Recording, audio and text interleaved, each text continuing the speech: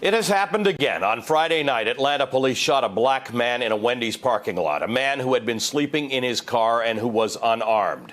The excessive and deadly force used by these officers requires many of us to take a deeper look at our policing systems. You may have heard on calls to defund the police, a move that sounds drastic to some. I mean, how do we function in a society that has no police? So I want to take a moment to step back and understand what defunding actually means. Defunding does not mean there will be no police force. It does not mean we abolish the police so that in an emergency we're left with no one to call. It means reallocating funds in order to solve the problems plaguing our policing systems. Our police departments right now respond to incidents ranging from homelessness to mental health welfare checks to rapes and murders and school shootings and everything in between. Police, on average, take 10 hours of mental health, sexual assault, and hate crime training. You heard that right, 10 hours of training. And they are the first responders to most of those calls that might be better received by people with expert training, or at least more than 10 hours of it. Defunding, according to some people, doesn't mean abolishing the police entirely, not getting rid of the good police who work hard to keep us safe. It means we reshape their roles, their training, and our expectations of them.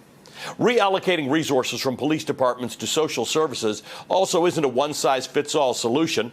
A small suburb may not need what a big city needs, but by reallocating police resources to help find targeted solutions to problems facing different communities means we can reinvest in things like housing, public education, mental health care, addiction treatment, and hospitals.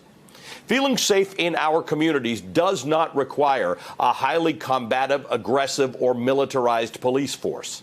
In Dallas, after a spate of incidents involving deadly force on residents calling for mental health assistance, the city started a program designed to respond with mental health experts.